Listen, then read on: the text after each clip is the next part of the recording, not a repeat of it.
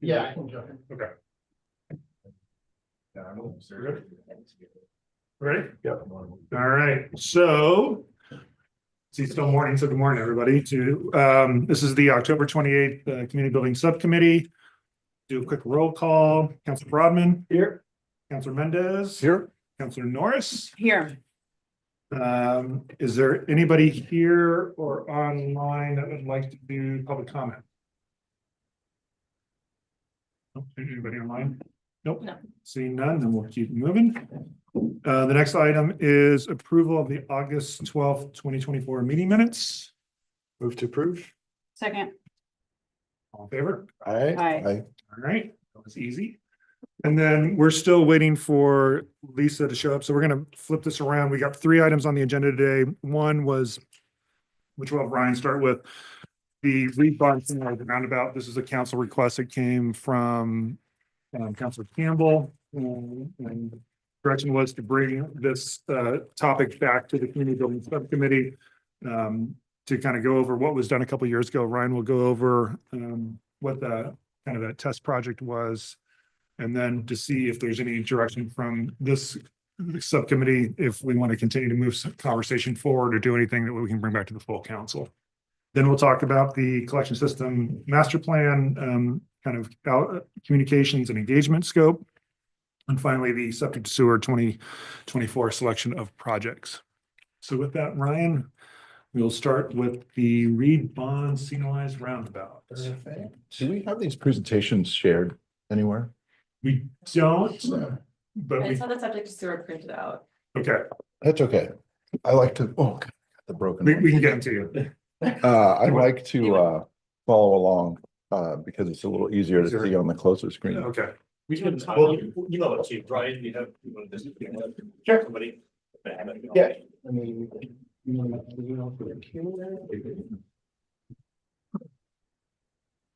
I blame you, by the way. I don't know how you do Usually it, my, but usually my chair. he always switches it. See better? Yeah, oh yeah, well, Just so y'all know, I'm here virtually. Oh, okay. Yeah. Thank you, Lisa.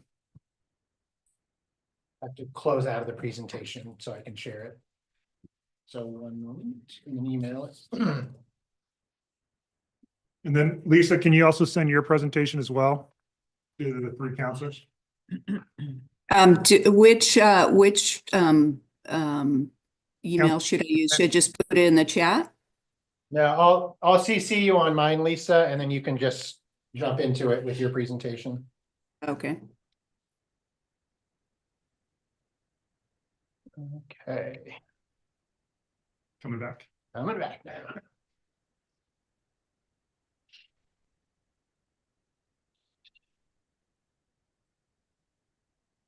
There we go.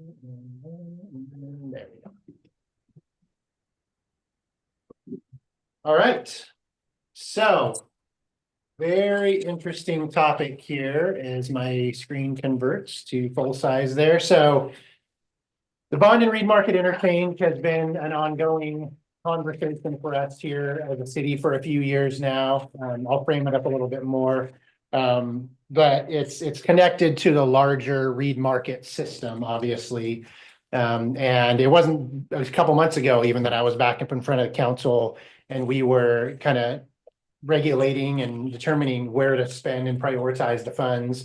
And for one of those decisions was actually to delay the work at Bond and Reed and push that out a little bit. But how that ties into the larger Reed concept, obviously, is, Reed Market continues to the west, but this is right up above the old mill there. It's that huge intersection where you've got all the new homes there. You've got a substation from the power company, and this is one of the main east-west corridors, as well as one of the main north-south corridors that takes you right up above and around the old mill, and then eventually through the Core Pine box factory and into downtown. So traffic has been growing here over the years. There's an existing single-lane roundabout there now. It does experience congestion in both the AM and PM peak hour periods. And it's interesting to say that nowadays because a lot of people haven't quite gotten to the point where they are understanding that, yes, we as Bend do have rush hour. It's scary to say that sometimes, but we do have a peak hour. Maybe that's a little more digestible where it's a lot busier, and I can attest to this firsthand. I live in the southeast, so whether I come from the south or come from the east, doesn't really matter in the morning what leg you're coming into. To the south, this is backed all the way up to the park. To the east, it can back all the way up to the parkway. And then coming home in the evenings, if I go this way, the north leg is backed all the way to almost to Wilson on the other side. So it's congested. So we identified this as an issue in our transportation system plan, evaluated two alternatives to how to mitigate the congestion. One was kind of the traditional approach, was to widen it out and construct additional lanes. The second approach was a little bit outside the box, but we have seen it in a few other places, and that's to install what we call metering signals.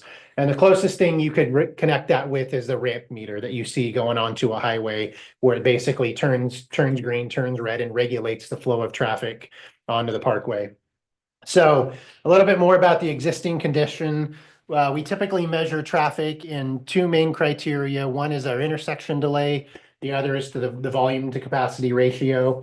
And this is on intersection delay, it's graded like a school paper would. So you get A through F. F means you failed. And you can see when we measured these with Kittleson, the morning, the midday, and the evening peaks were all D or E, and you can get an E on this grading scale. It doesn't just go D to F. So, but they're close to failing. They wouldn't what we would consider failing, but they're definitely indicating that it's trending in that direction. And 35-second delay might not seem like a lot on paper, but if I just stopped and paused for 30 seconds, it would be pretty uncomfortable. And you can then imagine driving a vehicle, 30 seconds does seem like a long time. And then the other measurement approach is our volume to capacity ratio. This is measured on a scale of 0 to 1, 1.0 meaning that it's met its capacity that the intersection was designed for. So you can see in a couple of the legs in the morning, eastbound and westbound, or the westbound and northbound legs, as I described, are approaching that 1.0 mark. And then in the evening, the southbound and eastbound legs are approaching in the opposite direction, that 1.0 mark. So again, all this indicates there is a lot of congestion, and we will need to do something at this intersection at some point. Is anything else in town over 0.9? Oh, yeah, there's other intersections in town that if we were to go measure them today. Oh, that reminds me too. Thank you, Counselor. This was measured in 2020. Yeah. This was an old study we did, and then COVID occurred, and we put this on the shelf. And so this is in 2020 conditions. We haven't measured it since then. But yes, to answer your question, if we were to go measure all the intersections in towns, I guarantee you we'd find some with it over that volume capacity ratio. Okay, so two alternatives we were evaluating. Option one was constructing additional lanes. And so to talk through the idea of that a little bit, it means a bigger footprint. And so this would be very similar to how the 15th and Reed Market intersection is set up today. We call it a dual entry, single exit system. So as you're approaching the roundabout, left lane always goes left, right lane always goes right, but the through lane varies depending on where the highest demand is. So you can even see on this potential layout, if you're coming from the south, the through lane is in the right lane, but if you're coming from the east, the through lane is in the left lane. So again, it's just awareness, signing, striping, but it would function very much like the 15th and Reed Market roundabout does today. The cost of this is roughly in the $4 to $5 million range, probably closer to 5. But you can see the red lines indicate kind of the limits of how we would need to widen this. As an indicator, this little mark right here up in the corner where my cursor is, that's the old mill sign. That's the little entrance sign you see going in. And you can see we would need to carve back against quite a few of these existing rock walls and likely need to build retaining walls. And that would be the case on both sides of this leg, a little bit back on the south leg. And then we're getting really close to infringing on the power company property here on this corner as well. So pretty impactful, a pretty traditional project. So this would mean a lot in terms of how we construct this. This would be pretty impactful to build this. We would likely go inward. You can see the new outline of the center island compared to what it exists today. It's more of a CBS logo symbol there. And then that's how you get the two internal lanes on the island. Other considerations are for safety. Whenever you add additional lanes, it means longer crossings for bikes and peds. So we would need to factor that in terms of the impacts. And then, future capacity needs, like with every system that we build. This will buy us time, a lot more time than the other alternative will. This would probably buy us 20 years of capacity. But again, the ultimate solution isn't always just going to be add more lanes. You gotta adjust your system to accommodate that. So that was the first alternative. Second alternative is the metered system. This is the one we evaluated to provide a lot less impactful of an impact, or a lot less impact and a lot less cost. It would maintain the existing footprint of the roundabout. We basically install signals at each one of the legs, and those would be talking together through a logic system that they can know when one turns off, the other turns on, and I'll show you an example of that here in a minute. The cost of this is 750, maybe up to $1 million, but a lot less than the 4 to 5 million we'd had before. Minor impacts to the public. This would specifically target those peak hour periods. So the rest of the day, when you really don't have those peak hour windows, this system would just be off and you treat it like a traditional roundabout. But when the peaks start to occur, they'd be automatically triggered through sensors in the asphalt, and then they would start talking to each other to eliminate the queues that start backing up. Another thing of note is this would be compatible with the fire and EMS systems to empty a leg out if they're approaching and clear it out so they can get through. So that was the second alternative. There are a couple options like this. I don't think I'm going to get the audio to work, but I can talk through this example here. This is in Richland, Washington. This is a bit of a hybrid version. It's kind of points to the metered systems off of the parkways that I was referencing earlier. You can see Highway 240 there to the north, and the city of Richland, similar story to us, lots of growth, lots of development. So they decided to address this congestion issue at one of their intersections by installing a roundabout. I think they installed this roundabout in 2007 or 2008, and then another 10 years went by, and they started to realize that the interaction from the leg that backs up onto the highway was starting to back up. And so as other legs were coming into the roundabout, you can see the backup right there. There weren't enough gaps in the system to allow that leg off of the park or off the highway to empty out, and it'd get to the point where those would start infringing upon the highway. So the approach that they had with this one is they put a metered system on that leg we were just looking at, and that basically would turn a red light on, and it would allow the queue from the highway leg to empty out. Maybe not all the way, but enough to get it off the highway. And then you can turn it back green again, and then it can function as more of a traditional roundabout. So there's an example right there. Light turns red, and it creates a gap in the system. So those getting off of Highway 240 can fill in that gap, and they can keep that traffic moving. So they implemented this on one leg, and it's had some good success out there to alleviate that queuing. There are some other examples, Clearwater Beach in Florida, as well as our friendly partner city when it comes to roundabouts in Carmel, Indiana. They've implemented one of these as well, and they're still kind of collecting some data on the effectiveness of that. So that's a good example of what you could see. So what did we do in March of, again, 2020? Right before COVID really hit, we went and tested this system. So we did it over a 4-day period, Monday, Tuesday, Wednesday, Thursday. Monday and Wednesday were just data collection days. Tuesday and Thursdays were meant to be implementing the light system and kind of messing with it and configuring the timing to see what we might be able to get to work. And so results from that is this is what it looked like before we implemented the metering and light system. And you can see, let's just look at Monday, for example.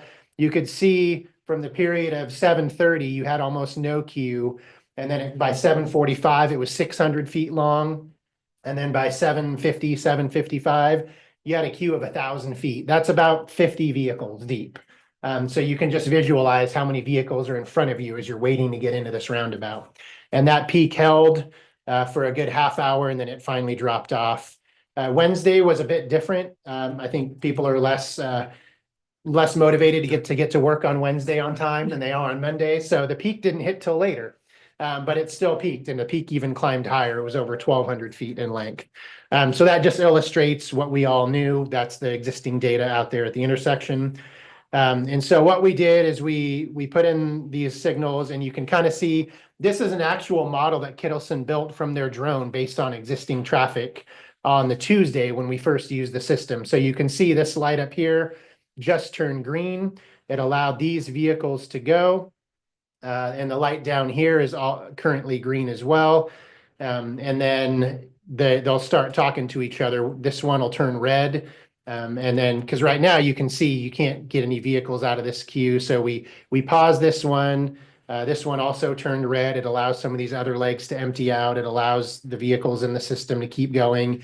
And the vehicles in front of the red light can continue to use the system as intended. So this was just a really interesting, Kittleson, plugged an actual model of this based on the drone data we took. But you can see as this lower leg is red, it clears out. And then in this east leg, you can see it start to back up, but now there's a gap in the system so that east leg can start moving again.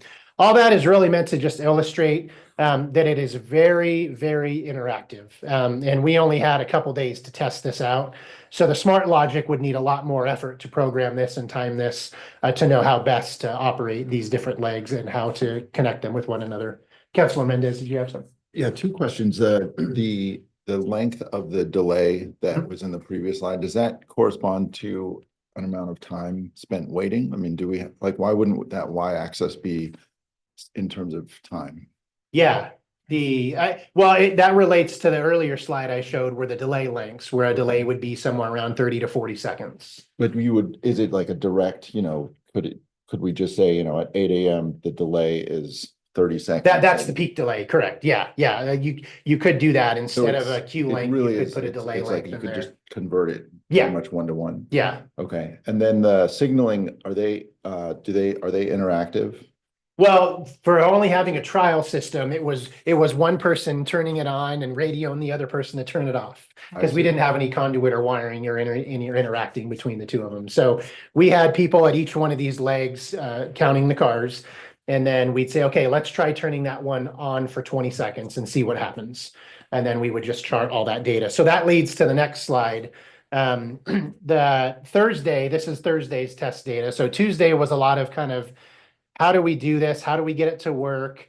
The smart folks at Kittleson went back on Wednesday on a non-test day and said, okay, let's try this on Thursday. And so you can see by programming the lights in to work together, we were able to maintain a much lower queue on that Thursday than we got on the Monday morning, but it is in line with what the Wednesday queue was. So again, we had a limited data set to go with here, but you could see as that queue started to climb, and it reached a peak, that's when we would say, okay, turn that one red. And you can see how quickly this went from being a 1,200-foot queue, and within 5 to 7 minutes, it was gone. There was no more queue. So the whole thing was able to empty out. Keep in mind, this is just one leg. This was the east leg. So as you empty out one leg, you're increasing the queue on the other leg. So again, it's a very iterative process. So all that being said, it was a really interesting experiment. And I think given time, we could get this thing to work better, but based on the data set we had, it was okay. I wouldn't say it was an overwhelming success. But we did find out that if we had the ability to do this, we could program these things, and you'd have all four of them and they'd be automatically talking to one another. So nobody would have to be out there, setting them, but it worked like a traffic signal does, where all the lights are working and talking interactively together. So again, this is just data. This is just telling us there still were queues that developed, but once we hit the lights, you could see the queues disappeared pretty quickly. So what does that get us to and where we are today? So didn't have a ton of conclusive information off of that experiment we did in 2020. Based on that and based on other priorities by council when it comes to bend bikeways and supporting the GEO bond and other stuff, I proposed a while back to delay the bond and reed market construction until fiscal year 28. Right now, we've got $4.2 million in there. That's just assuming a worst case scenario if we're going to do the widening. But of course, we don't have to do that. We could go back and try the signals again at a much lower cost than that. And the signals will buy us time during the peak hour periods. And then we'd have to reevaluate it in like maybe another 5 to 10 years to determine if those are still being effective. But it's a much cheaper solution today than the full build out. So that's where our capital money is programmed in today. It's really not to do anything at this intersection. And again, this ties into what I said at the beginning, where you've got ODOT needs to do some work at the Reed Market interchange. We need to do some work with them at Third and Reed Market. We've got the Reed Market Bridge coming. And so it just made sense to kind of push this thing out while we're working through a lot of that other stuff in the meantime. So that's basically it in a nutshell. Recommendation is staff today the intersection kind of is what it is right now. I think everybody understands it. I think it's been that way long enough that people have driven, they go other way. So like I drive Wilson now because Reed Market just takes too long to drive during those peak hours. Or I'll go up to Franklin or Greenwood as well. So people will adjust. If we were to go measure it today, I'm pretty sure it would say it's failing, which would say, yeah, we need to do something here. But today it's currently programmed to have some work start out there in fiscal year 28. So if you're interested in doing something sooner to that, we can come back and this is our transportation CIP. So this isn't the GeoBond CIP. This is our transportation one. So we could, at the budget planning period, we've got kicking off here in a little bit. We could evaluate where you might want to see this, or if you want to see the signalized or some different approach to that sooner rather than fiscal year 28.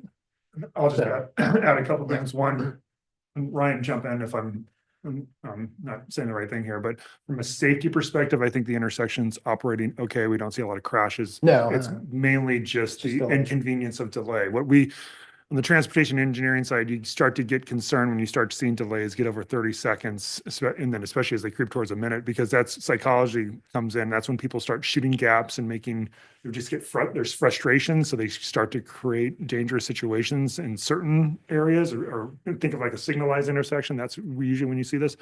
We're not seeing this here. It's just more of, we just have long queues It's just a long trying to way. work their way through the intersection. I do see people getting frustrated there. Yeah. I mean, I use it 4 times a day and I see Yeah. people going back to if you're going east, coming back to the other roundabout. Yeah. Mhm. So that's when you start to see that behavior pop up. Well, and you see if you're headed west in the afternoon, people will peel off into Wood River Village Right. and they'll weave their way through the neighborhood and up the back hill Absolutely. and to get to or Brookswood that way. So yeah, it's real. Like there's no denying Yeah. the backup and the queue.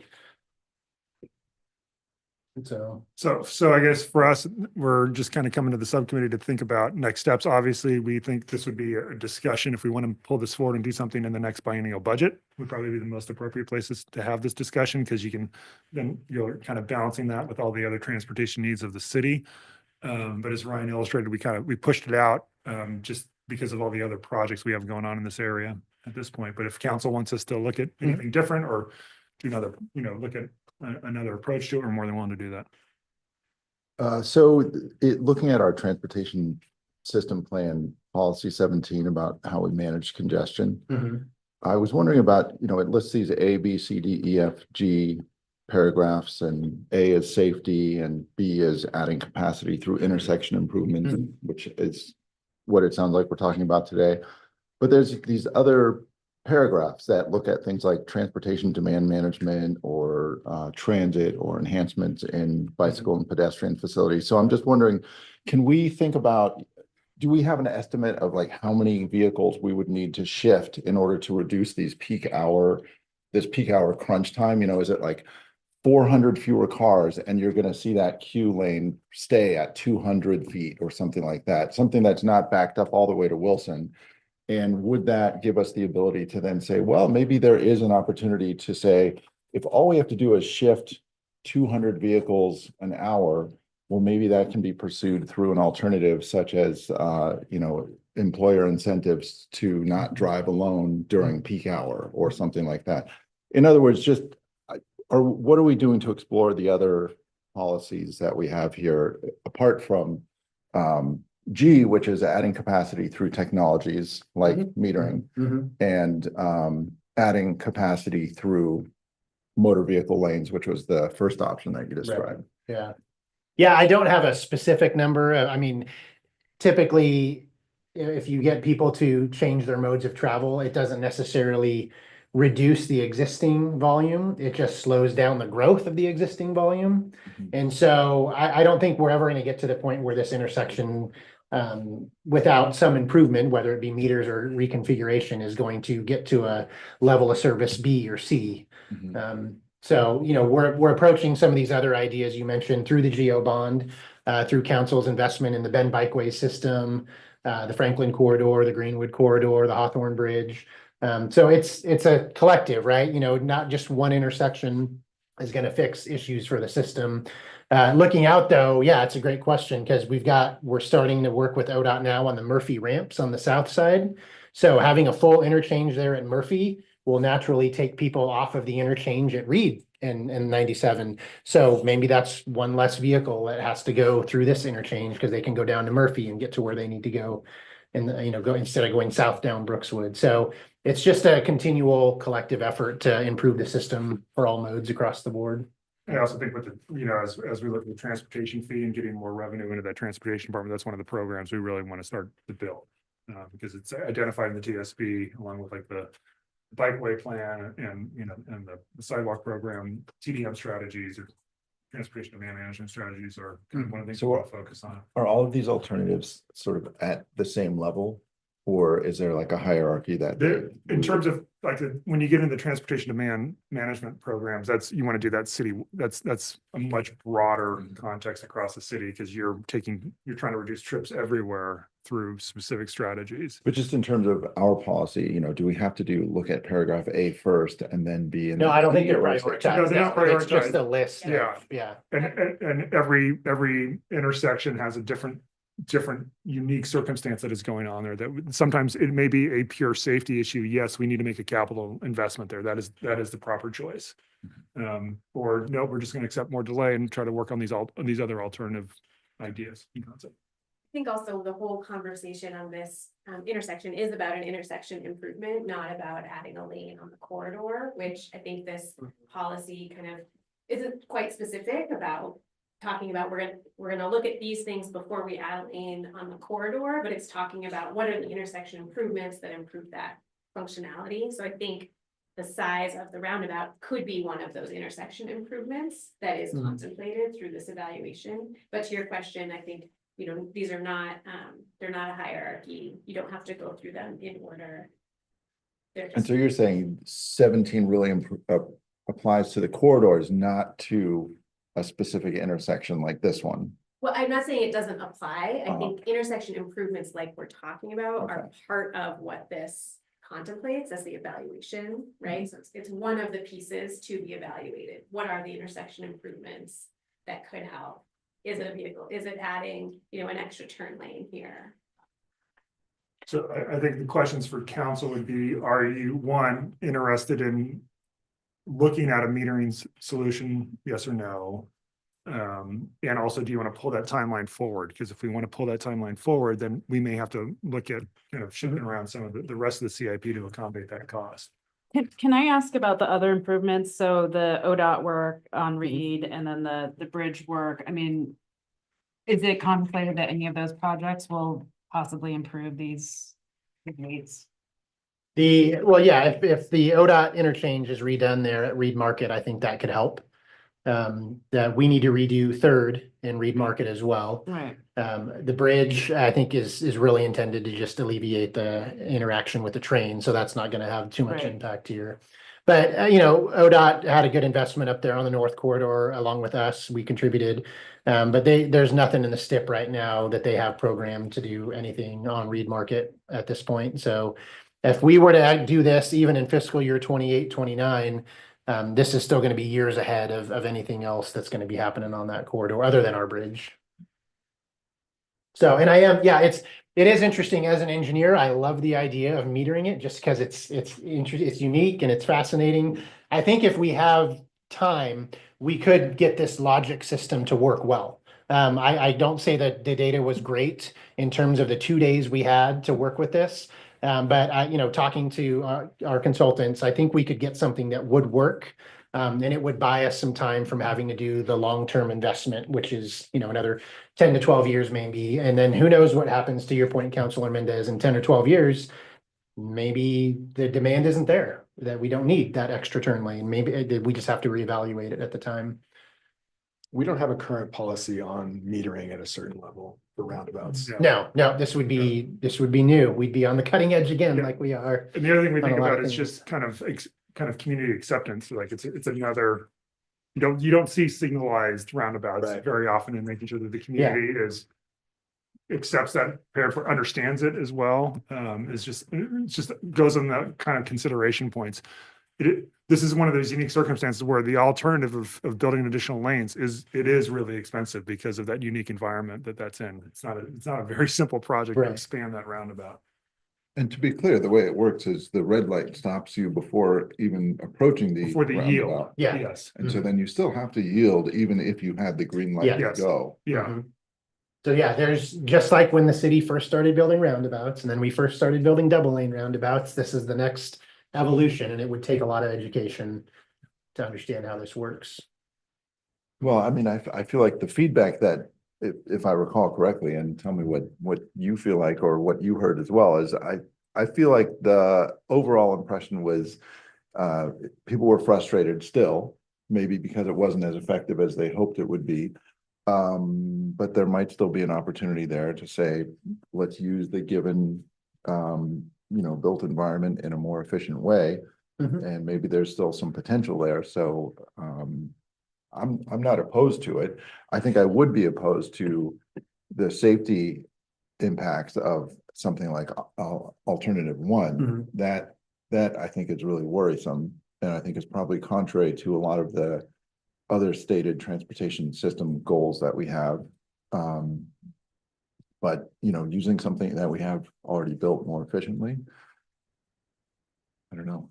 So is that 750 for 27-28, the metering, or is that? No, that's the design for the widening, Widening. but you could use it for something else. Yeah. So, I think we would want to do some more, exploratory research with Yeah. consulting firms and do another kind of pilot study or something because especially to understand the logic better. mhm.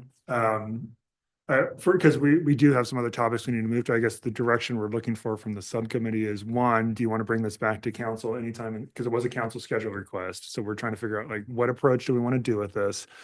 And is there any direction at this point you want to give to our engineering folks on this? Or do we kind of follow the direction of how we want to discuss this with the full council? Councilor Norris, what do you think? I guess I'm open to the second option. I think the first option, would be a little too much. Just, Mhm. but the second one I think is interesting, and I guess I would like to see what other counselors think. Mhm. Yeah, I mean, I could be looking at this procedurally incorrectly, so just correct me if I'm wrong. I haven't seen us like making policy choices about a single intersection. So would be, I think, more comfortable if we were talking about this at the policy level. Hey, when we Yeah. get to 0.95, we're gonna then look at metering, Mhm. or if that's what the rest of council wants to do, or we're gonna look at, buying to 20 years, if that's what the rest of council wants. I mean, I'm happy to weigh in on this particular intersection, but I feel a little biased because I use it so much. Yeah. But I think in terms of setting policy, I would like to see council set a policy for like essentially failing roundabout. Yeah, is metering an option? If the rest of council says, yeah, we're gonna dive in on metering, which I'm not necessarily opposed to. Another I tool in the remember- toolkit. I remember it not working particularly well at the time, but I think if we had it set up permanently, it could work really well, Mhm. and it's worked really well in other places. Mhm. So I guess what I'm saying is I'd like to go to council just on those two policy choices Sure, yeah. rather than the three of us weigh in like, hey, we're gonna fix remarket with this one option. No, we totally agree. I think you're at the right level in terms of policy. And then the second part of that policy is how do you want to prioritize the CIP, which Right. then this becomes a project and that's under council's purview as we do the budget. So. But I think there's more work to be done here. Yeah, absolutely. Yeah. And we're just starting the biennium that's budget good. planning. So we've got some time here. If you want to see this in a different spot at a different value than what we have programmed today. And I guess I just don't want to lose sight of, I mean, the two things are, one, I really want this time to be different than the last time because I do think it was not generally perceived as successful. Agreed, yeah. Which is why it was abandoned, but it sounds like there is some potential for improvements there, which would be great. And I think is really the only reason why we would say, let's give it another shot. And then the second one is we have lots of other tools here built into our policy that I don't want to lose sight of. And some of them are really challenging. Things like improved transit, that's not something that the city can necessarily do on its own. But I don't want to lose sight of that when we're talking about, oh, the only way we can fix a backed up intersection is to either expand it or use metering or something like that. Like there's lots of more effective tools that will have much better benefits that will help us meet so many of our other goals at the same time. I just don't want to lose sight of them when we're having this conversation about how do we relieve congestion on a particular intersection. So if I could summarize, probably one of the things we can do is just from a policy level, look at what we need to do on our side, standards and specs and our roundabout design guidelines to bring in the concept of metering under certain kind of requirements or certain parameters of the functionality of that intersection. And then if there's agreement like this, the prioritization is really a council question at this point in time. I feel like it'd be most appropriate to have that in the biennial budget discussions as we go forward. And then the last thing would be just how you want to report this out to the full council. I mean, staff's always willing to give this presentation, a shortened version of this at a work session. It's really, but we would probably say that's not going to happen until after the first of the year, well, in the next year, as we want to have this discussion at a broader level. What if one of us does it in council reports? That's fine as well. Is that okay? What if one of us? What if one of us does it in council reports? Oh, Yeah. It's just kind of the direction we're heading. yeah. Yeah. So could you send us a summary of what we have and then We're not one gonna of do us that. can convey that? Also, right, Ani is, that is a GeoBond project, and that will be another kind of east-west canal. Yeah. I think it'd be helpful to have that project completed, which is happening the next couple of years. Yeah, we're starting that. That's what we'd like to see, really get the Murphy ramps done and get the Ani extension done, and then make sure we're working with the right data sets in terms of where the priorities are in those intersections. But- All right, Okay, Thank you. thank you. Thank you. I imagine you're gonna stay for the second one. I know, so I'm gonna turn Yeah. now to Yeah. to Lisa, who's online. Lisa, you there? I am. Can you all hear me? Yep, you can go ahead and share your presentation starting. Great. Let's see. I think the purpose of it is really just to make sure we're kind of in alignment with council on the engagement strategy with the community. I know most of council, I don't know if they remember or have heard of our sewer infrastructure advisory group that was done with the last CSMP, which was a major endeavor that involved a lot of very large stakeholder committee and a lot of engagement to come up with what was the preferred option for that CSMP. This is really more of just an update to that, what came out of that last big exercise. It's a lot around prioritization and understanding exactly where a lot of that infrastructure is, but we're not really seeing a big tangential shift in kind of how the system is operating, what we're trying to build. So what Lisa's going to present is kind of the current plan on just providing engagement with the community and really using from previous conversations, using this committee as that major engagement source as we move through. So Lisa. Great. Thanks, Russ. As Russ said, I'm Lisa Camelli. I'm a senior project engineer in engineering, primary project manager for the city. Today, I'd like to provide you with an update on the status of the collection system master plan, also known as the CSMP, with a focus on the communications component. The last time the city met with this subcommittee was to discuss the project was in December 2021, so it's been a while. The city is now in contract with Carollo Engineers to complete the CSMP update. With me today is Dave Price. He is the project manager for Carollo Engineers. He'll probably just be listening in and he may be able to answer specific questions along the way. Carollo was selected to assist the city in development of the master plan update. Just provide you with a quick background on the city sewer system. The system generally, to the extent possible, gravity flows generally from the south and west towards the north and east. The destination is the water reclamation facility located there up in the, represented by the blue oval on the upper right of the map there. The WRF essentially treats an average about 6 million gallons per day. And sewage is conveyed to the WRF by way of gravity pipes, pump stations, and force mains. We completed a CSMP in 2014, and that master plan established the foundation for the city's overall approach to system design. The project included extensive public involvement process. And it determined that the conveyance via gravity was preferred use over pump station development wherever feasible. It was also determined that the city would design the system around the idea of a single treatment facility, that being the WRF.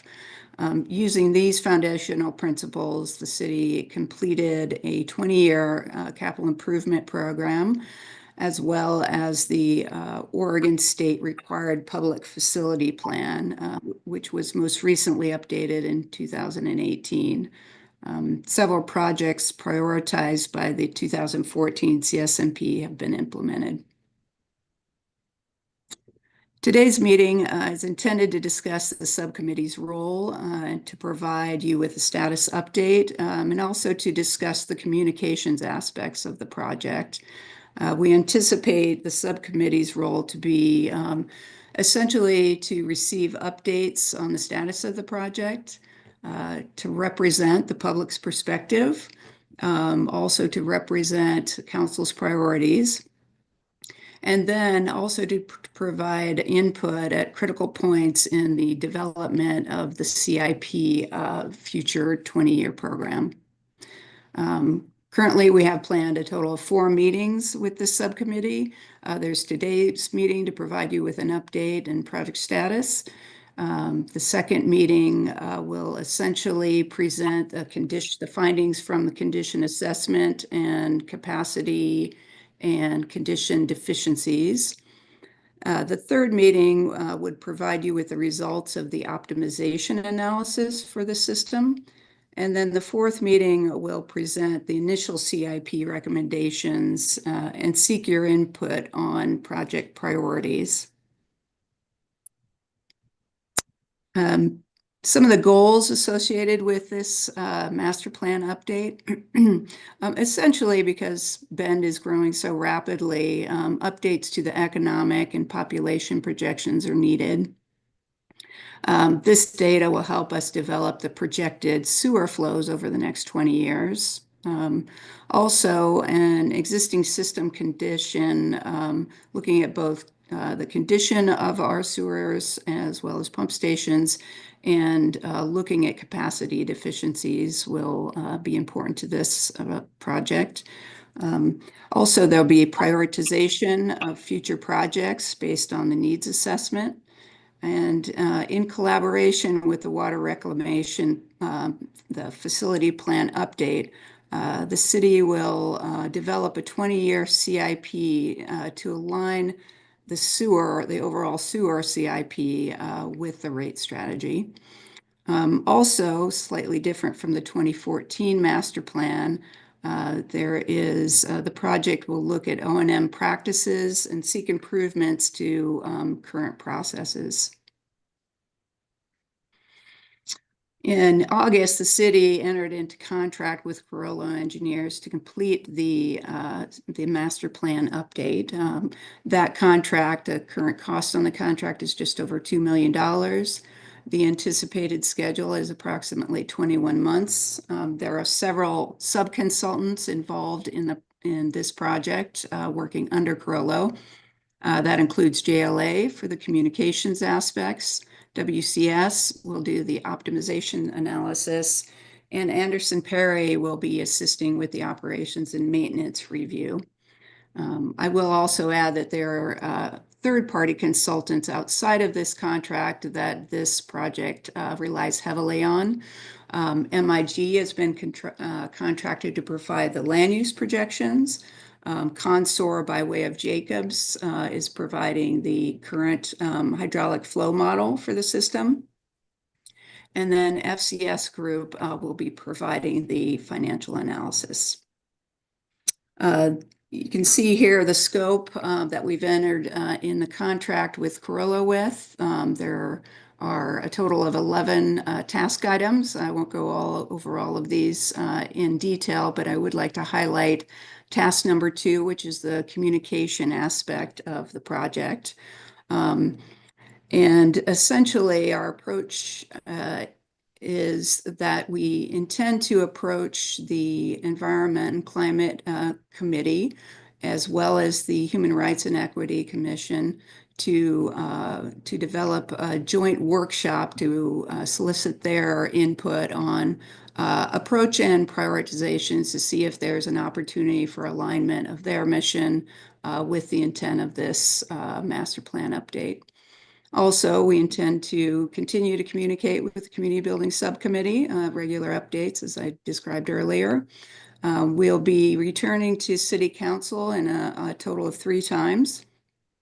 And then also we'll be providing website updates by way of we'll be developing a virtual tour of the city's sewer system, as well as fact sheet to provide individuals or the public with more information on our existing system. So,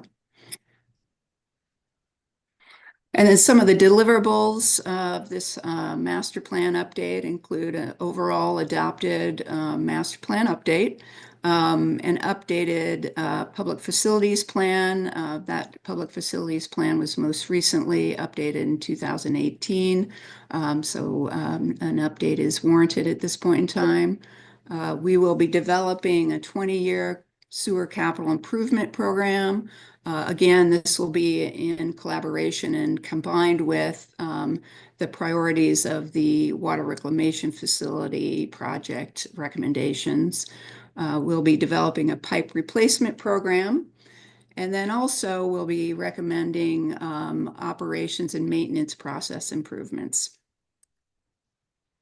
The proposed schedule on this, you can see above the blue line, these are the points of engagement with the public or communications. Below are major milestones of the technical assessment. You can see here today, we've got 4 potential meetings with the Community Building Subcommittee. And you can see on your left, this is our first meeting. And our second meeting essentially would take place after a condition assessment is complete. So we understand well the deficiencies of the system. We'll be providing you with updates so it's clear to you where some of the problem and pinch points are. After the condition assessment, we'd be looking at completing the optimization analysis, which essentially is basically a hyperdrive cost benefit analysis, we'll call it that. And so we would develop potential projects by way of the optimization analysis. And once we have these potential projects laid out and some sense of costing, we would approach the Community Building Subcommittee again to provide an update and receive any input associated with that. And then we'd move forward with development of the capital improvement program. We would, in our 4th meeting, I guess, with the Community Building Subcommittee, we would approach the committee with our initial recommendations for the CIP program, and then provide the subcommittee with the opportunity to provide guidance and priorities for the 20-year CIP. And with that, I'll stop here and take any questions. Lisa, can you just go back 1 slide? I can. So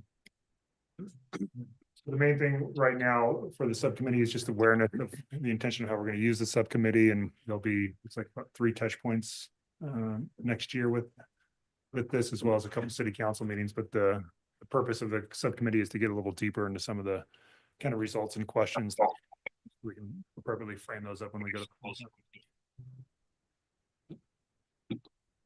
Thanks for that, Lisa. This is Councilor Mendez. I wanted to ask you about some of the equity aspects of updating this plan. Could you just share or describe how you see some of the burdens of implementing this, either in terms of construction? You know, these kinds of projects can be very disruptive to neighborhoods, or how the costs are shared, or what kinds of steps we're taking to mitigate some of the expected burdens. Sure, I can project for you at this point in time. We are still waiting for input from the equity committee. Essentially, I'll be presenting a brief summary on this Thursday afternoon at the next meeting. And I'll be soliciting their input on some of this. So I can give you what my perspective is, but I anticipate maybe getting additional perspectives. In terms of the equity committee, from my perspective, I think that we would be looking at, for example, you know, a lot of this is technical based. There will be a point in time where we need to start prioritizing how we develop the CIP. I anticipate utilizing the equity and as well as the environmental climate committee to basically provide us with some priorities in the instances in which, all things being equal, we need to determine a path, essentially.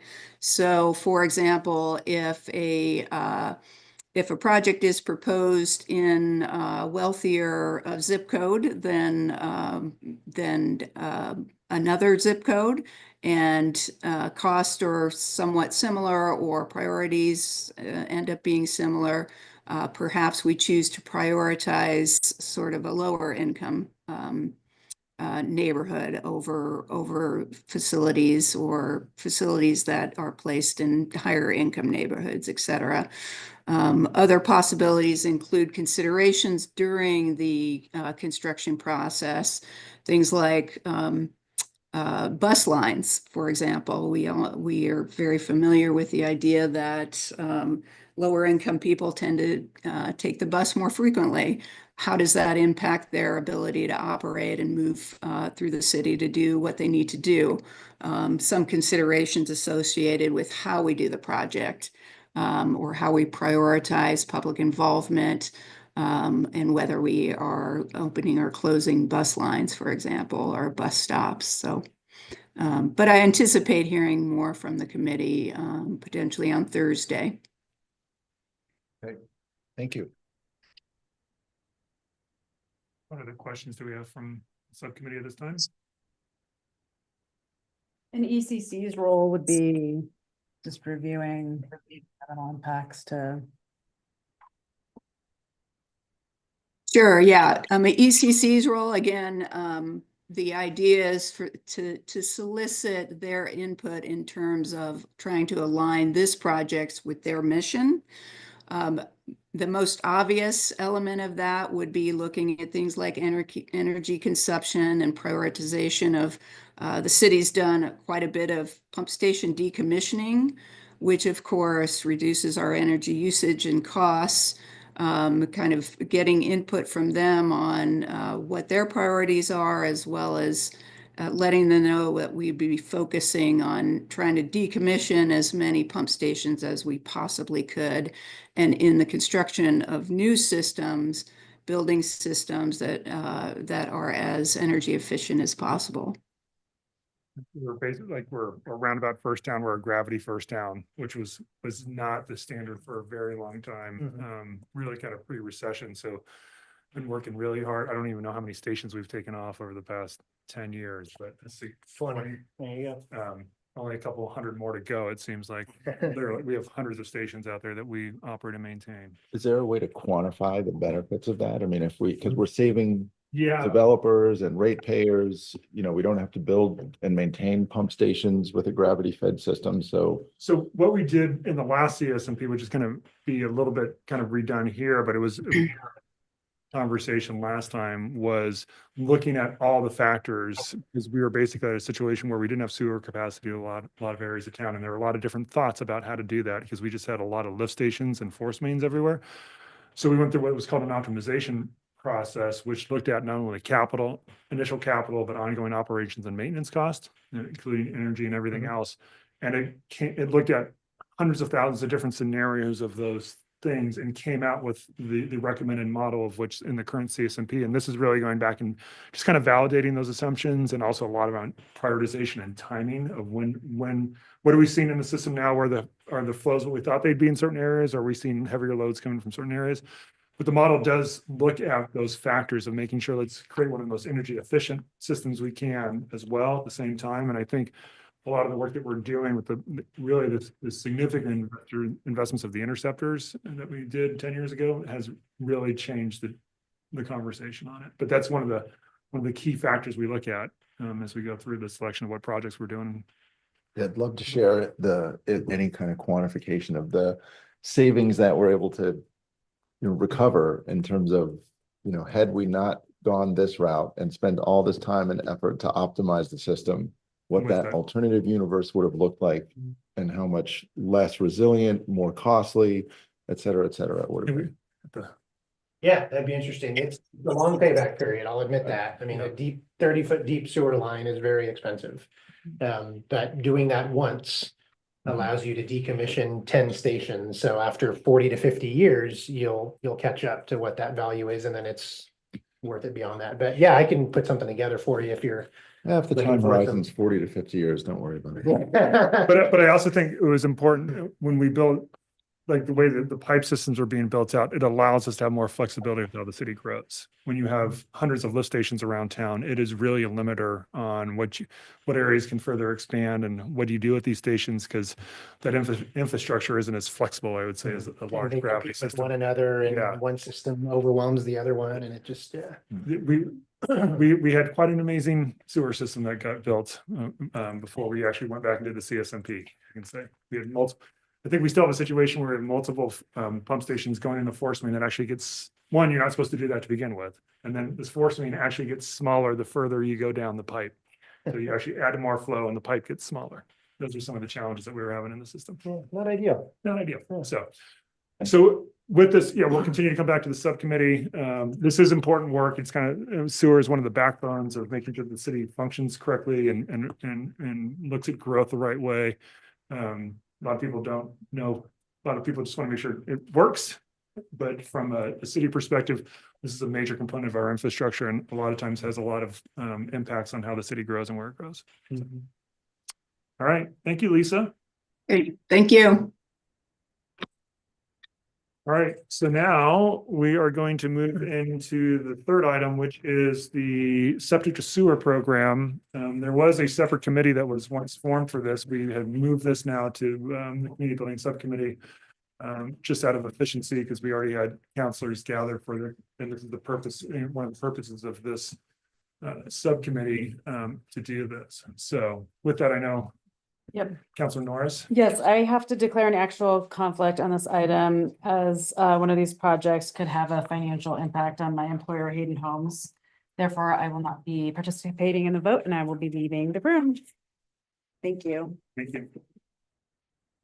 So we have other members of the committee coming up to the dais as well. And Jason will, through the presentation, will explain what the committee is, what function is, and the structure. Jason.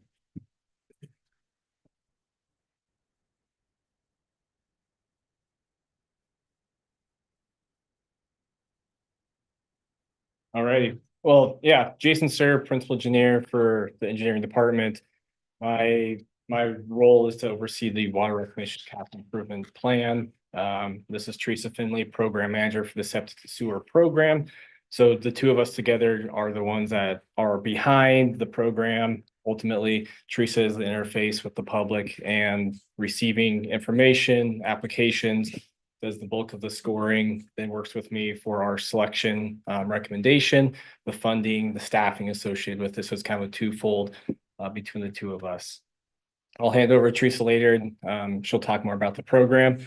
As Russ mentioned or teed up for us, this is the first time that the septic to sewer selection is coming before the community building subcommittee. Typically, we've held one-off meetings, so this is the first time in this platform.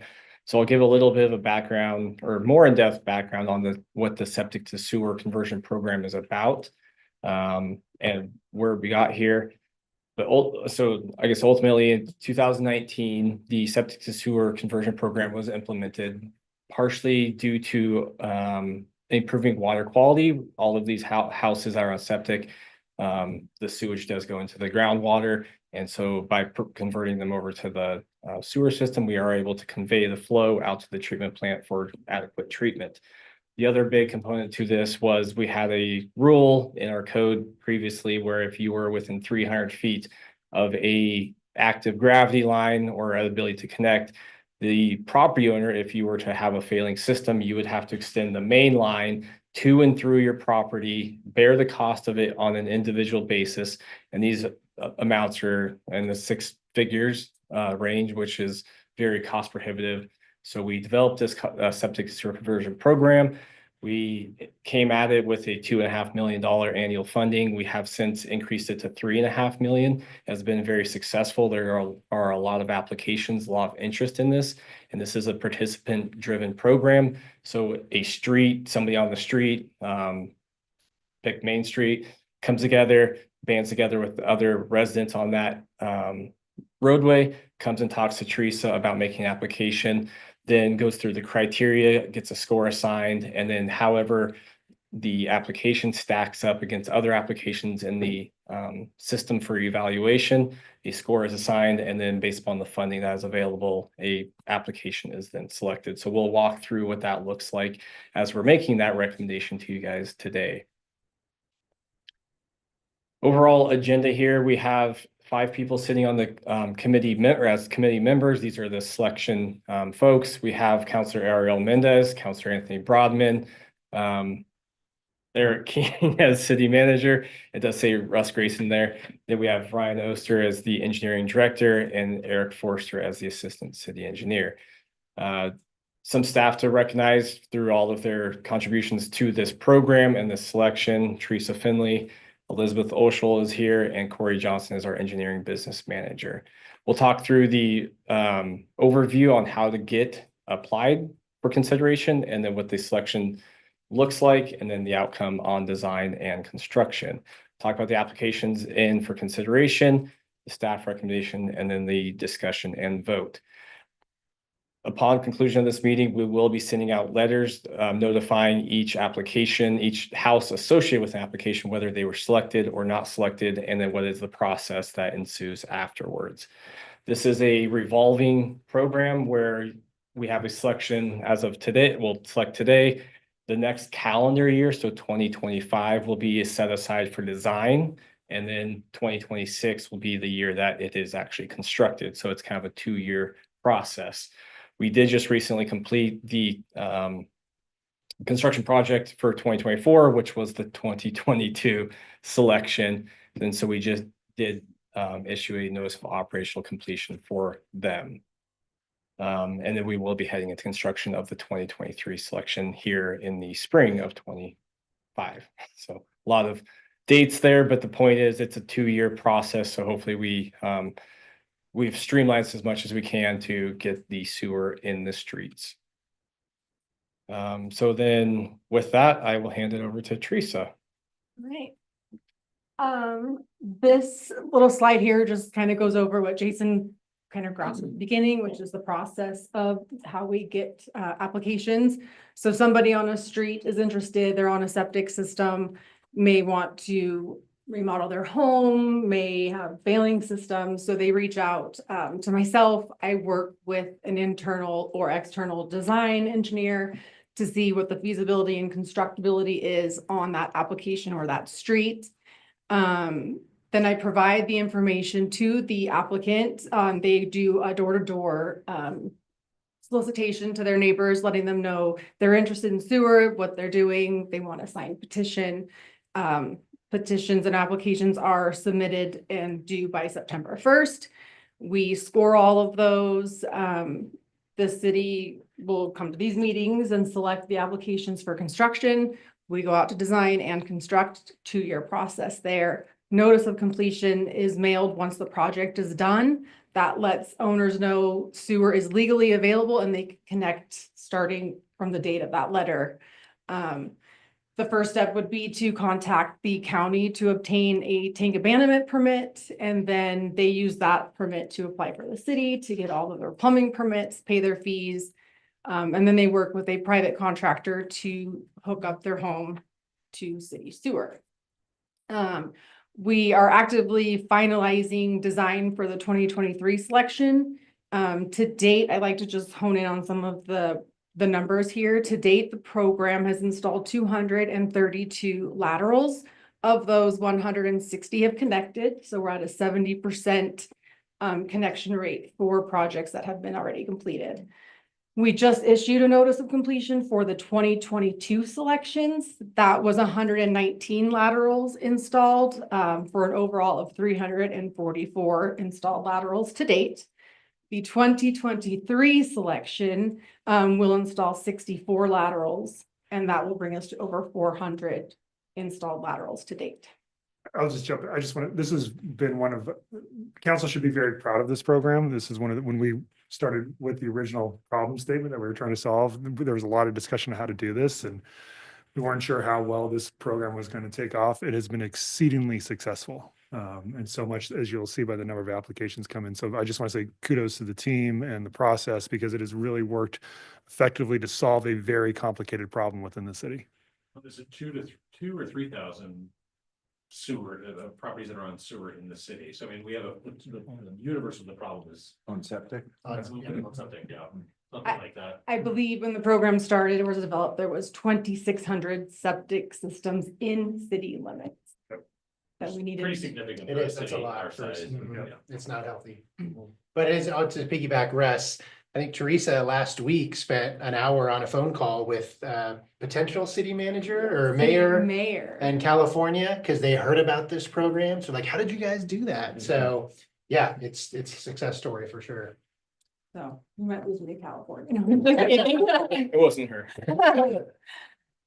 So yeah, those were just the dates. You want to go to the next slide? Just Oh, for my benefit, because I feel like the program predates my time on council, maybe not yours, No, it but in terms of that problem statement, because I get the sense that individual property owners don't always understand the benefits of this program, and the way that we characterize it in terms of like one particular property benefiting from it, that actually misses the wider public benefit of like kind of the main rationale why we do this in the first place. Yeah, there's multiple things. One, we have a lot of aging septics within the community, so that was causing a major problem. There are certain rules that Jason alluded to in terms of if you're so close to existing sewer line, basically from like state rules in our code, you had to extend main lines to you and hook up. Having those discussions with homeowners were some of the most difficult conversations that we had in the community and economic development department. Literally, we've had people tell me, I'm just going to hand you my keys to my house because I cannot afford this. And they were in desperate situations. They couldn't, in some areas, they couldn't repair their septic tank because of the rules and requirements and the environmental hazards that went along with this. So it was a significant problem that we're having with the city, and the way this program is structured is it allows us to have a lot simpler conversations and provide a pathway to a solution where it's not just being borne by a resident that has a failing septic tank to solve. There's also a benefit to the overall system, right? As far as eliminating septic tanks and extending sewer as the sewer provider, right? We're writing benefit not just to the neighborhoods, and that's part of the rationale for funding it with the sewer system, right? And we're also seeing redevelopment occur on some of these lots as well, with all the middle housing and other things that have gone through the state. Having a gravity sewer line connected allows flexibility with your property to even put in an ADU. Like some houses couldn't put in even an ADU or do an expansion of their house because of septic issues. So allows a lot more flexibility and also kind of achieves the comprehensive plan goals of the city as well. Nice connection to previous work. Yeah. This isn't the piecemeal approach of one resident extending it and then the next one. It's the comprehensive drainage basin look that we apply for any application. Is where's the logical break point, or where's the top of the line for the drainage, like it might flow west or east. But we install our application or install the lines to that break point. So it's the whole system for that area, or it's to an intersection that has a potential to expand off of that. So it's not this incremental piece where we hit a lot of sewer manholes or other design considerations that aren't ideal for the operations of our system. Thank you. So that brings us to where we are today, which is the selection of the next septic to sewer projects. And so, And I'll note, this is the 7th selection as part of the septic to sewer program as well. So going back to the success of it. so when the applications come through, they are scored all against the same criteria. It's in the Bend code. Cost per project is one of the criteria, the number of properties that will be able to connect once the lateral is in there or the main line's in there. The location next to future city projects, the number of participants who have signed up and signed the petition who are committed to connect, and the age and status of the septic system. I'd like to note that the age is of the septic drain field, not the tank. Tanks can be replaced over and over again. They are not the public health concern. The drain field is. So we score them on the age of the septic drain field and then whether it is failing or not. And that does require documentation and proof of that. The other factors would be factors determined by a city manager, which would have to be established in admin policy, which we don't have to date. So there's really 5 criteria that we can score on right now. And to expand on the percent of signatures, what each resident is presented the opportunity is a commitment to connect to the sewer system within 2 years of receiving that notice of operational completion. And so that's a criteria, as Teresa said, that we want people to participate and give us that commitment, because that does go back into what is the, how does our sewer rate model look, the flow projection, and just some cost recovery to the program as well. That is an important aspect. So that's what the percent of signatures is. It's a commitment to connect within 2 years. And so if you are selected, they have to do that. All other applications or applicants on that street, or so I'd say all people on that street are afforded the opportunity to connect within 2 years, which gives them a 50% discount on the connection fee. So we are also trying to incentivize it from that perspective. So there's a multitude of different commitments, incentives to this program. It is a very, say complex, but it's been a very successful, and we fine-tuned it year after year based upon feedback and how we see it being in the best interest of the public. Based on the percentage of properties benefited by a particular segment.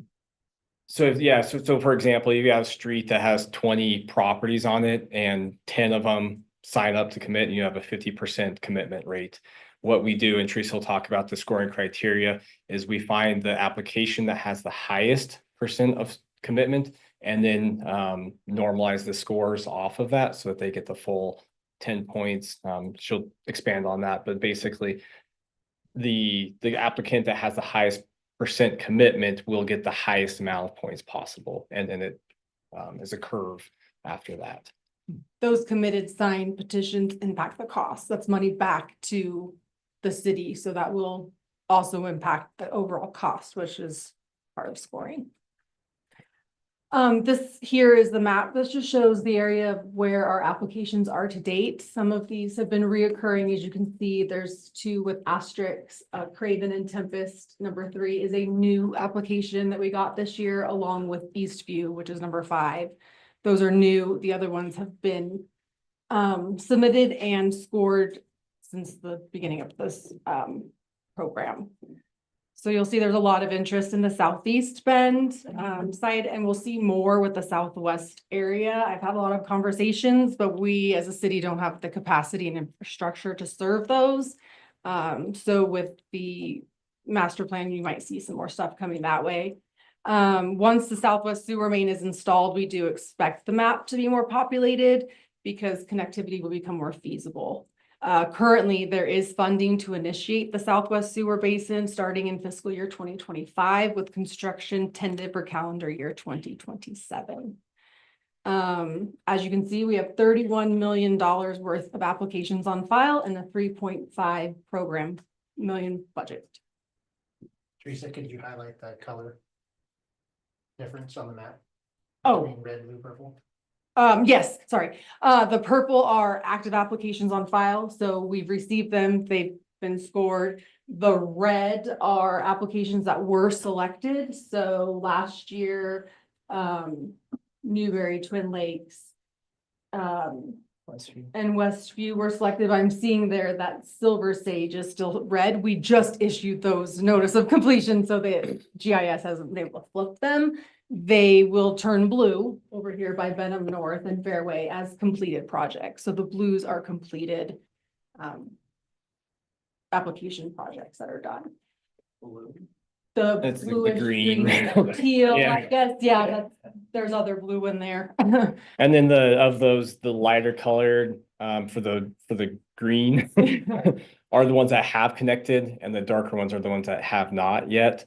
And on the, similar with the red, and then the purple, really to highlight here is the light purple are the ones that have committed to, if they were selected. The dark purple is the ones that have not committed. So there's a little shading color difference there just to highlight the commitment versus not. Are the septics, the existing septics, are they? I mean, this would lead me to believe that they're all kind of like clustered in particular places.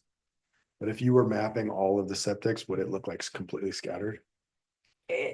I'll say the majority of the septic systems in City Bend are in the southeast area. A lot of them are in the southwest. So basically, if you look at the city as a whole, southeast, with the creation of the Southeast Interceptor, that's where we have provided the opportunity to expand off of that interceptor line to decommission septic systems, along with the pump stations, as we referenced in the previous presentation. The Southwest is an area that's up and coming as far as receiving that trunk line, called the equivalent of a Southeast Interceptor, to allow the tributary areas to come off of that and allow decommissioning. We also do have some in the north part of town, closer to Cooley, up in that area, but those are your hot Yeah, spots. The theme is, most of these areas were developed in the county before, and then the city annexed a majority of these areas in the late 90s. Does ability to pay factor into the scoring?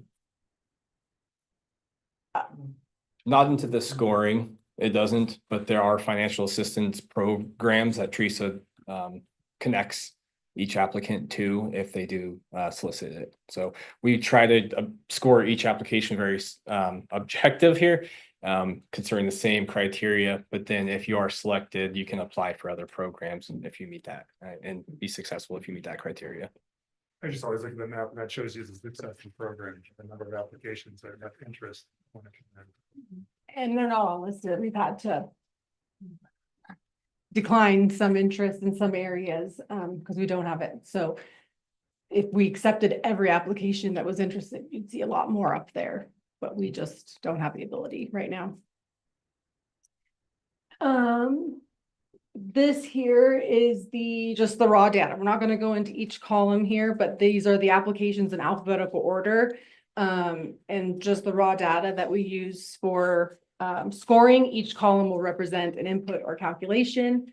It's worth noting that these so the data will change from year to year. Either or projects get completed, development happens, it changes the basin area of that application. So these are adjusted yearly with current construction, application signatures. People may sell a home, buy a home, so signatures are coming off and on. We update the year of the systems. We check with Dial to ensure that drain fields maybe haven't been replaced and have to change the ages of the overall system. So this is just raw data that will change from year to year as more development and projects get completed. Can I just ask also, I mean, just to follow up on my previous question, looking at the average age of septic column, did you look at it seems like there might be a correlation between the households that sign seem to be have the younger age of septic tanks. You know, I'm looking at number 8 and number 7 are 67 and 71%, and they're 29 and 28 years old. Those are some of the lowest age. I'm just wondering if it's trying to think about this from the perspective of an applicant. Is there any correlation there, you think? And maybe the work hasn't been done, but I'm just wondering are they more affluent, or, you know, is there any kind of correlation between signing on and ability to pay? There could be a correlation, I'd say. I mean, without doing some forensics into that, Mhm. you could probably develop something. As part of Teresa and her outreach, she does talk about that financial assistance that's available going into the messaging about the program. And so it's not something that's introduced after you've been selected. So, you know, full exposure to everything, let you make an informed decision whether you want to sign or not. And so hopefully all that information, all those resources have been presented. And then later, will you describe in a little more detail what kinds of support or payment options there are for those households that, you know, it's a lot of money. Yeah. Okay. You want to touch on that? Yeah, I mean, I could touch on that. It is part of my presentation when I go out there to explain the cost, you know, they're gonna have their city permits, their city plumbing, then they're going to have private costs. And we don't know what private costs are on each property. They could vary from your neighbor to neighbor. So I do let them know what the fees are at the time I'm doing my presentation, and let them know by the time they go to connect, which could be 2 to 4 years later, that the fees I'm showing them to date won't be the same, because our SDCs and connection fees are adopted annually and change. So I let them know that the fees they're seeing will be different. I provide them with, COIC has some maybe loans or something they can do. So we link, COIC, Neighbor Impact, Clean Water, Clean 3, it's on the website, Craft 3 Loans, I think. Thank you. So those are other entities that might be able to provide a low finance loan to help them cover the cost, but we don't manage that. What we can do for some of these homeowners is provide a connection fee waiver. So they apply to the city with their annual income, their tax information, and as long as they fall within the 80% median income limit for their household, the city will waive the connection fee. Below the 80. Below the 80. So they have to fall under that income limit, then the connection fee is waived, so they don't pay that, but they are still required to pay the SDC fee, the plumbing permits, the county permit, and then their private costs. One of the logic behind this program, where we are fronting some of the costs with ratepayers, we offer a 50% discount on the fee to incentivize that hookup, is to basically make the cost be about parity for what it would be to replace that septic system. So if somebody's system is kind of failing, and they look at, and I think that's why we've had this success, it's like, oh, just from a cost perspective, I can connect this system and have to avoid these, big costs moving forward. And it is somewhat similar to, and of course, every property is different. There's a wide range, but we're in that ballpark. I mean, that was kind of how we ended up where we did with the set of, that 50% discount in fees. Okay. Thank you. So the next slide here is how we get to the adjusted cost for property. So these are raw data calculated into this criteria. It's a tiered approach. We looked at the cost, including the design, taking into consideration any amount of money that was committed back to the city when they signed the petition, against the total number of properties that will benefit from the sewer line. The second one here is the amount of signed petitions. So this is a weighted score, with the top being 10, number of properties that are signed against the number of properties that are benefited, with the top score being 10. This here is going to go over the age of the septic systems. I want to note on this, we did change the year, or the calculation on how we scored these with the ages, to normalize the curve. because as you were seeing in the raw data, most of these septic systems are over 35 years. So we had a lot of 10s, so we needed to normalize it somehow. So we check the age every year. Like I said, someone could have a new drain field, so that would adjust the age of the system. And that's how those are calculated there. We also use Dial for documentation on failing systems. So it could be notes from an inspector on the county side, since the city does not monitor or maintain septic systems. We rely on the county for that. If they do say their system is failing, we need documentation, whether it's photos, a report from a licensed plumber or septic company, and or notes that we see in Dial, which could say, maybe they have their tank replaced, and the note from the inspector says drain field capacity is minimal, and so we take those notes into consideration as well. This here is the capital improvement, so whether or not the street or area will be addressed by a future capital improvement project. As you can see, we don't have a lot. These high scoring 10s provide sewer in other areas. So if it scores a 10, it means it probably has either an intersection nearby or something that will be able to expand to then provide sewer services in the area.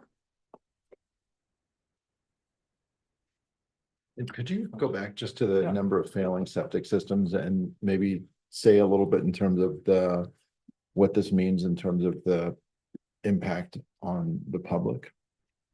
So this is where the failing system, this would be, a lot of these lots may be on their second drain field. They have to have, when you go in and build a home, you have to have a reserve field. So some of these homes may be using their reserve field or need to switch valves. So that's the health concern, is that the sewage then could be flowing into your neighbor's yard because you are out of space. A lot of these homes don't have room to put in a new drain field, or like I said, they're using their already reserved. So would it be correct to characterize the number of the areas where the percentage of systems that are failing is higher? There's, I mean, it sounds like there's kind of a greater urgency there. And that's reflected in terms of they get more points, but that's really what that's about. So if you have a failing system, you basically are presented with connecting the sewer or rehabilitating your system. If rehabilitating your system is not an option, there's no way to adequately treat the sewage from your house.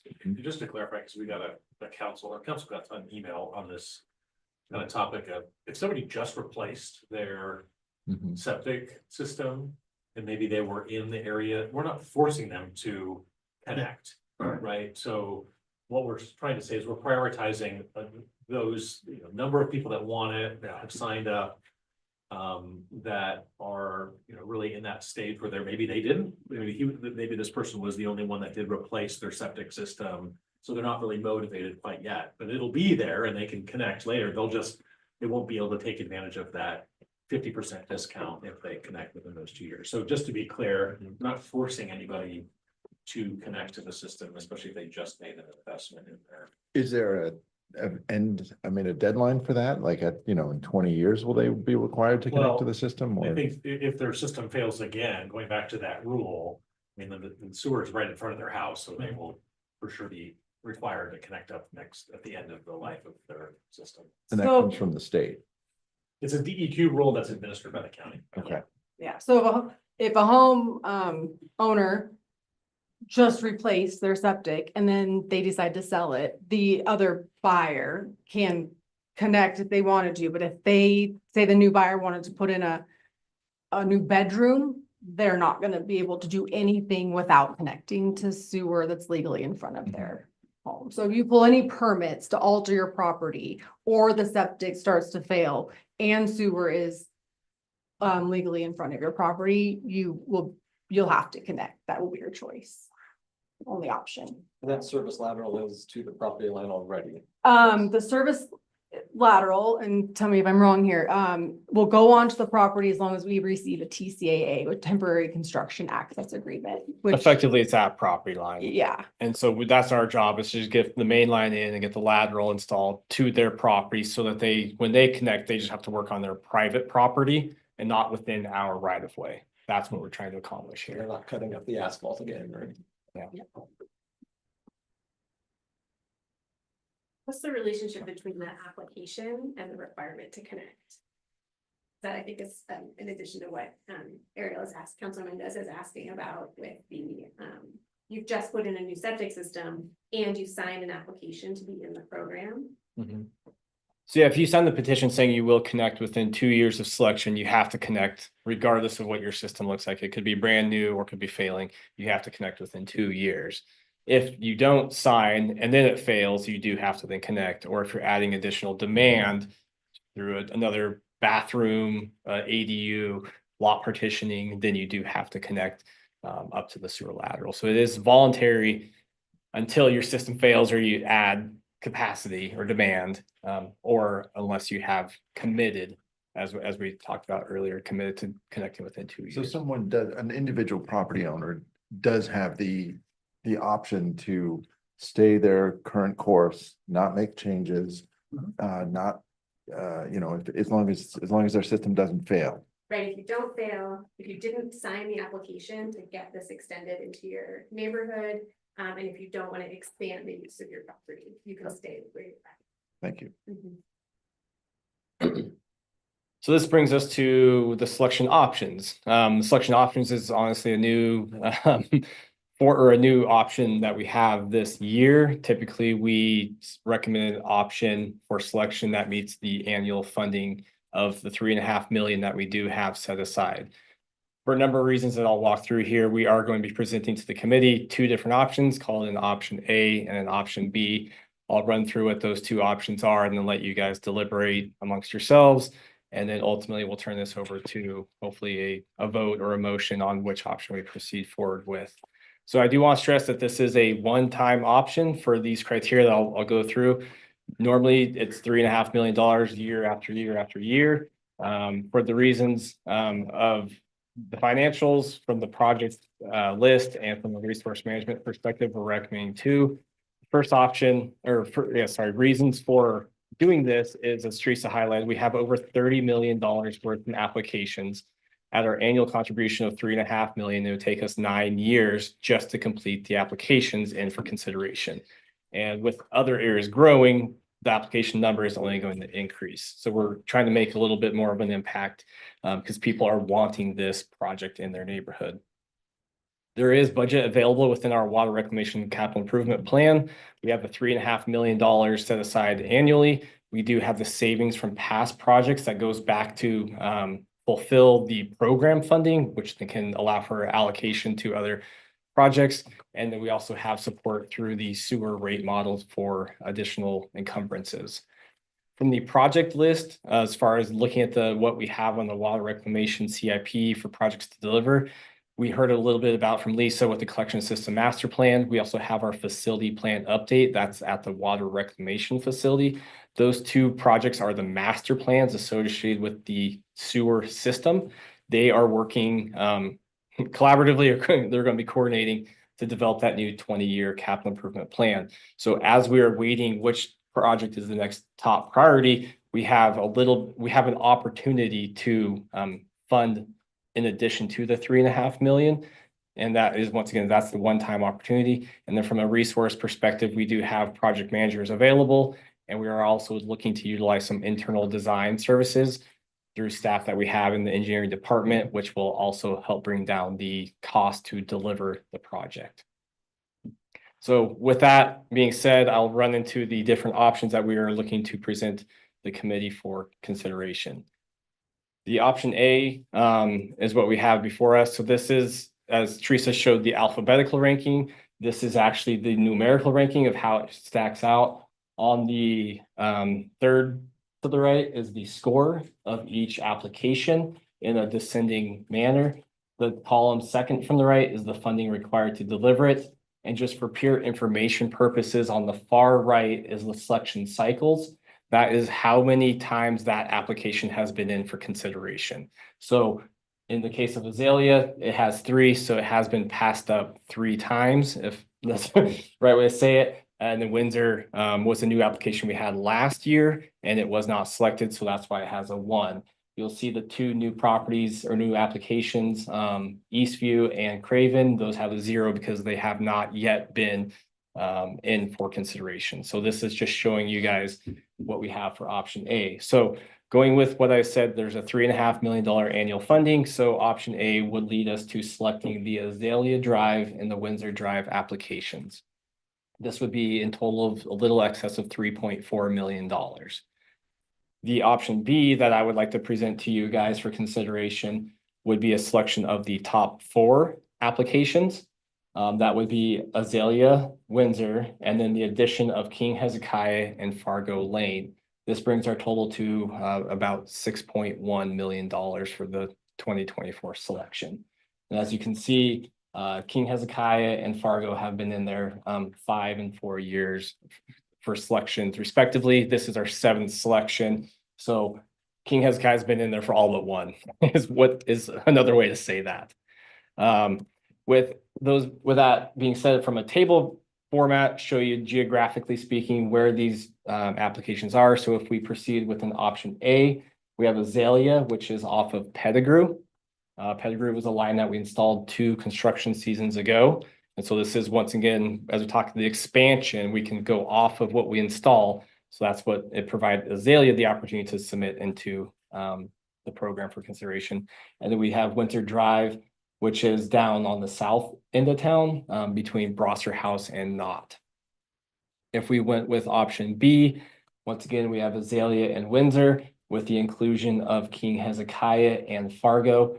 Hezekiah and Fargo are both within that Kings Forest area, so it's kind of surrounded by 15th on the west and Reed Market on the north, and those are lines that became available with the installation of the Southeast Interceptor through that basin. So that's geographically speaking. Breaking it into the 4 applications for consideration, a little bit more detailed. Once again, I said this is Azalea. Pettigrew is there on the right side of the screen. It is a pressure sewer that would pump across Pettigrew and connect to existing sewer in Azalea. The light colored properties are the ones that have committed to connecting within 2 years of notice of operational completion. The dark red are the ones that have not committed, but once again, everybody is presented the same incentive of the 50% discount if you do connect. Have we already done north or south of Azalea? We have not. Okay, so that's the first one in that block. So yeah, good question. So the line, move my cursor down here in the bottom right. This is the Pettigrew line that we installed, and it went up or north-south within Pettigrew. Gardenia, which is the block to the south, is the northern limit of what we installed. So if Gardenia got selected, it would flow into the gravity line that we installed in Pettigrew. Azalea is unique because we can't get it to that manhole there. So the shortest distance, the best way to flow it is going across Pettigrew into an existing sewer right there at Pettigrew and Azalea. Could you explain the percent signed column? Because I thought all of these streets had more than 50% signed, but that's not. I would have expected the percentages to be higher. So why are they single digits? What does it represent? So it's the comprehensive score of each category. Oh, I So see. your It's percent the signed weighted is just one of points. them. Gotcha. And so in the case of Azalea, the cost per property to deliver the project scored very high. It got a 9 out of 10. The age of the existing system, the number of failing systems, those are where they would have scored potentially higher than a percent committed. Okay. Thank you. Then going into the Windsor application, this is Brosser House. This is close to the new Caldera High School. Brosser House runs north-south here, and then Knott is your southern boundary. That does flow to a line close to the undercrossing of the railroad track, and then we would be extending it within Brosser House and then to west to service the properties here. This then does have the ability to expand off of that. So when it gets to the intersection down here of Windsor and Woodside, we can go call it southeast down there to get properties there, or go to the west and pick up additional. So that's where this application also scored high. There are another high number of percent signed for this application area. Then going into the option B applications, this is the King Hezekiah one. It's a gravity line that does flow down to where the Southeast Interceptor was left off, and we actually have 3 years ago installed the manhole that's in that intersection there on the lower right side. So once again, an incremental expansion of our sewer system. And then Fargo, this application, this was actually the determining application for the percent signed. It had the highest number. I think it was at 71%. As you can see, the majority of the properties are the lighter color than the darker. And then once again, the other criteria is what made it be fourth in the ranking. So then the fun stuff, the budget, we have that annual project budget of $3.5 million. If we proceed forward with an option A selection, it is within that $3.5 million range. And so we can deliver it without any additional funds. If we want to expand the selection for this time, due to those considerations that I presented earlier, we have the measures in place to successfully deliver the project with funding, resourcing, and just the overall demand interest of the program. If we want to do more than the minimum, we have that option, and it's option B. The cursor there is at $6.1 million. So through the project savings of other septic to sewer, or through our support of our rate model, we would need to identify an additional $2.6 million. And then as a statement, these are sewer dollars. This is the driver of this job, is to get sewer line installed to get people off of septic. We're not doing, if there's opportunities for synergies with water or storm, we explore those, but once again, the driver here is just a sewer. So with that, I think that's leave it open for some deliberation, questions. Can you go back But- one slide? Yeah, no, definitely. That's the conclusion of the presentation. So I would suggest you So the additional 2.6 million would come from exactly where? right. So we have, let's say, two other projects, the 2023 selection and the 2022 selection. The 22 selection just concluded. So the savings that we have on those projects will then go to fund part of this 2.6. That savings, I want to say, is close to like $300,000, because we do have contingencies in there and we free those up. We also would then look to the sewer model, the rate model, for the additional overage right there as well. $2.3 million. Through existing rates that we have that have been approved by what we call it, the model, and through the finance department. And I guess the alternative of not selecting B would be that presumably King Hezekiah and Fargo Lane number 2 would be near the top of the list for the next cycle.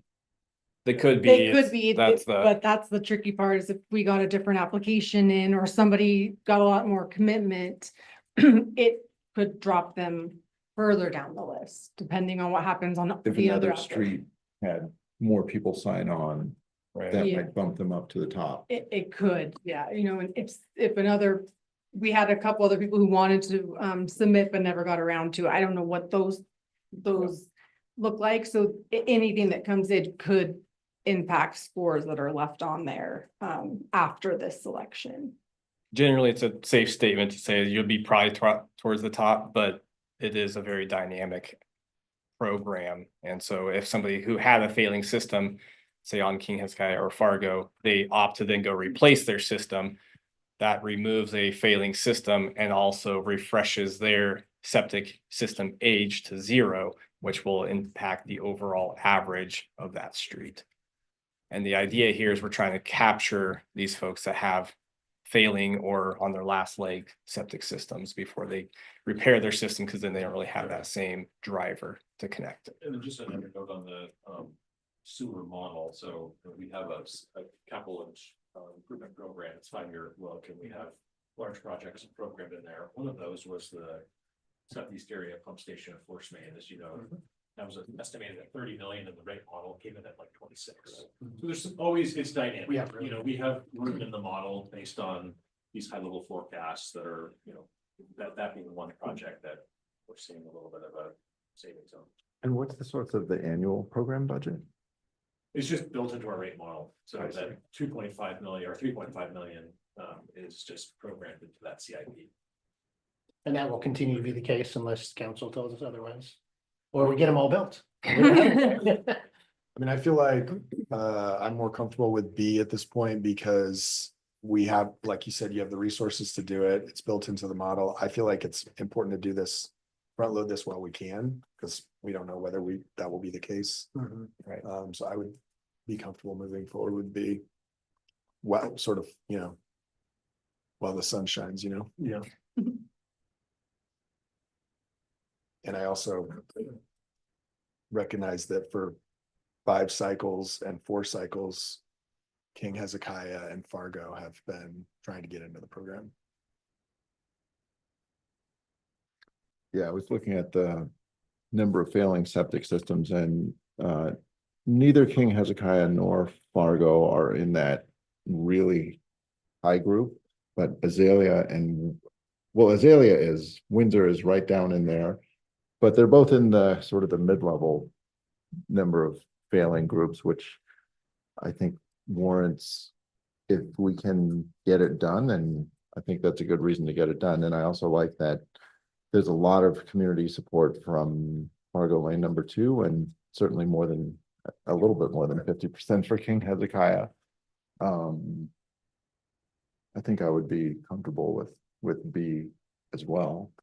Yeah, I'll admit, when Jason and Teresa first brought this up, I pushed back a lot. I said, you need to tell me why this is gonna work and why we're not gonna, pay for something now and regret it later on. But they did a good job working with Corey, our business manager, and yeah, they convinced me that we can afford it and now's the right time to do it. So yeah, I'm all for option B as well. I think it's a good time to do it. So I think what would be, if there's no more deliberation, we'd be looking for a motion in a second. You guys vote too? Right, and so, yeah, Yeah. part of the committee, the code includes the city manager designee as well as the city engineer. So I'm not there. I was gonna sit in for Eric. What do you think? Then I would move to adopt option B. Second. Second, all in favor? Aye. All right. Great, well, thank you. So we'll be work. noticing these 4 application areas that they were selected, proceed with that design through the 2025 calendar year for hopefully the start of 2026 construction season. We will then proceed to notice the remaining 16 applications that they were unsuccessful. They do go back into for the queue for consideration automatically next year. And so you'll see them again. And you might see additional applications in there as well. Great. So quick question for Ryan and Jason, is this gonna require budget adjustment to the CIP? Yeah, we'll do that because we won't even start designing this till next year. So when we do the the new biennium budget, we'll just program these as new projects within there. All right.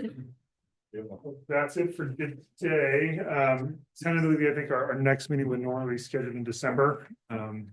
We will see how the agendas fold at that point and look for further communication from Ashley. If that meeting needs to get set. Thank you. All right, thank you. We are adjourned.